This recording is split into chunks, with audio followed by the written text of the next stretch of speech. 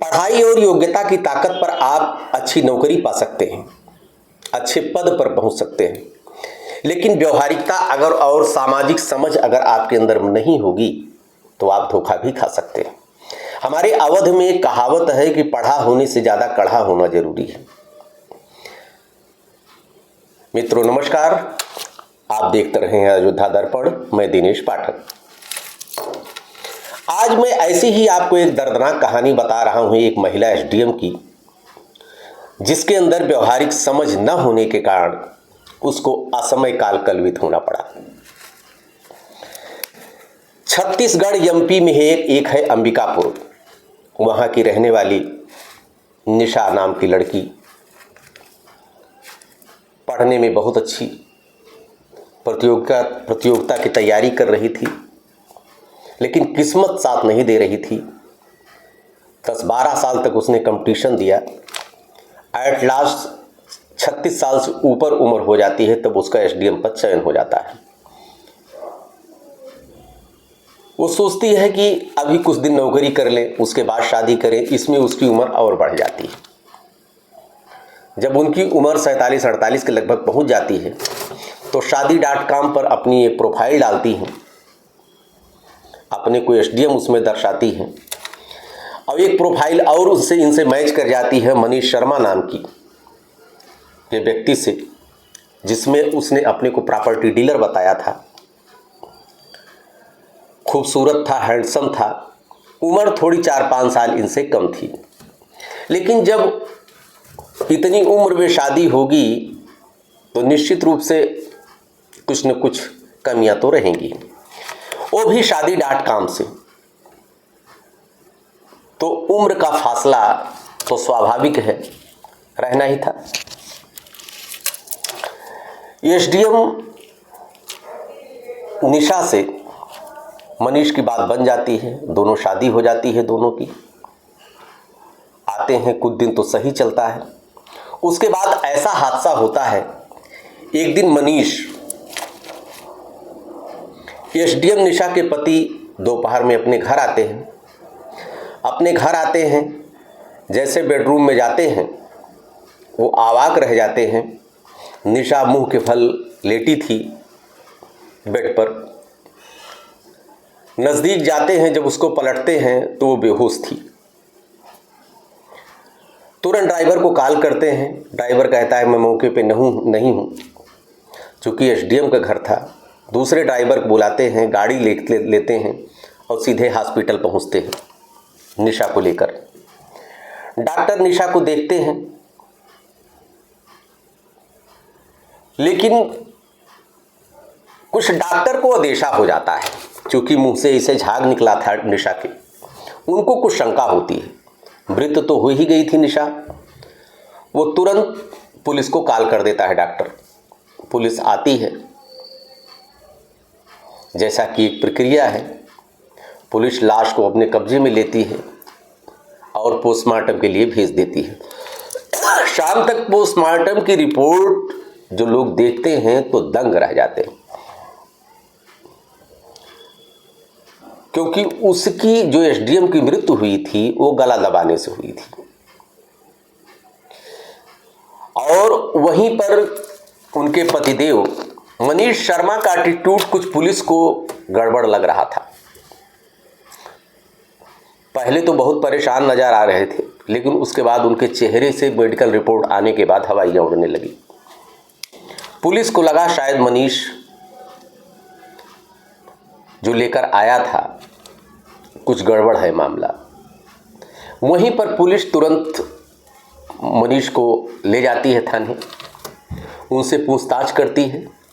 पहले तो वो नहीं खुलते हैं, लेकिन जब पुलिसिया जो तरीका है उनके ऊपर अपनाया जाता है तो मनीष टूट जाते हैं।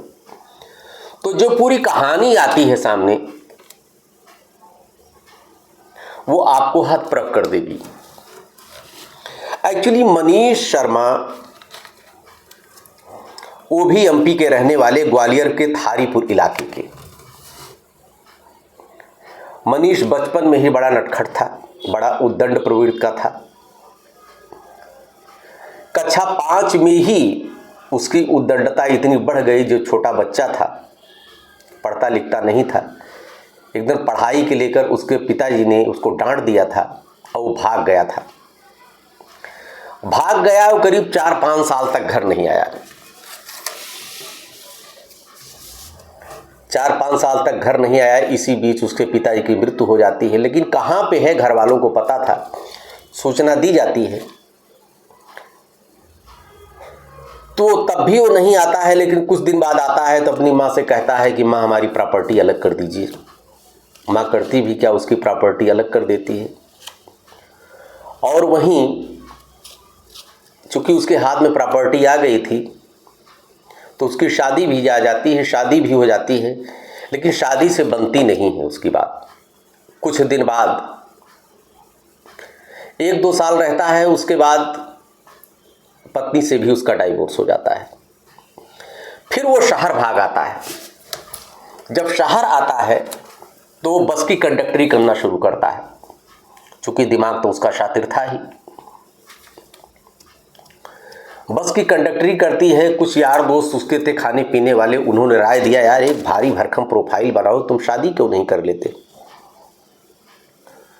तो गया, उसने कंप्यूटर से अपनी प्रोफाइल बनाया और उसमें सब कुछ झूठा उसने दर्शाया। उसमें अपने को उसने प्रॉपर्टी डीलर दिखाया।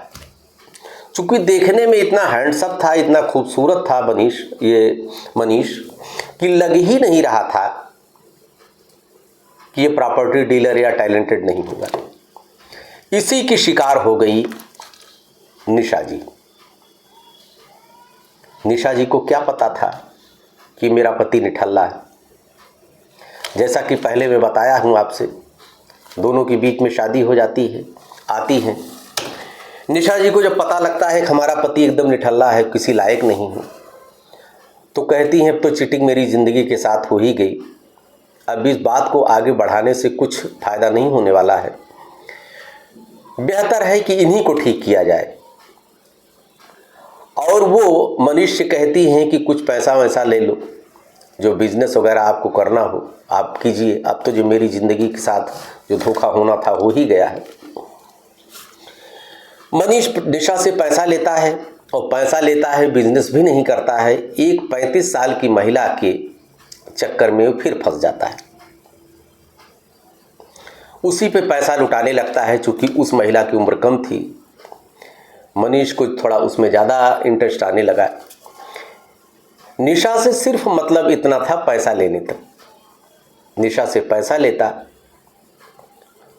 और उस महिला पे फूंकता। एक दिन निशा को ये बात पता लग गई। खूब घर में झगड़ा होता है। क्योंकि निशा के मन मस्तिष्क से ये गिर चुका था। मनीष के ऊपर निशा को विश्वास नहीं रह गया था। फिर जिंदा लाश की तरह उसके साथ समय काटना था। वो पैसा देना मनीष को बंद कर देती है। और पैसा देना मनीष को बंद ही नहीं करती है, बल्कि एक निर्णय और ले लिया कि उसके नाम जो चल अचल संपत्ति थी, जो उसका जीपीएफ मिलना था, आगे सर्विस से जो कुछ लाभ उसको मिलना था, उसमें नामनी जो अपने छोटी बहन को बनाने जा रही थी। छोटी बहन को नामनी बनाए जा रही थी। तो ये सोच करके मनीष कांप गया। उसने सोचा कि अगर ये छोटी बहन को अपने नामनी बना देगी तब तो इसकी प्रॉपर्टी जितनी है, मकान जितना है, इसका जो ये नौकरी का जो भी लाभ है वो तो छोटी बहन पा जाएगी, हमको कुछ न मिलेगा। इसलिए बेहतर है कि ये निर्णय लेने के पहले इनको ख़त्म न क्यों कर दिया जाए। उसने एक खतरनाक प्लान तैयार किया।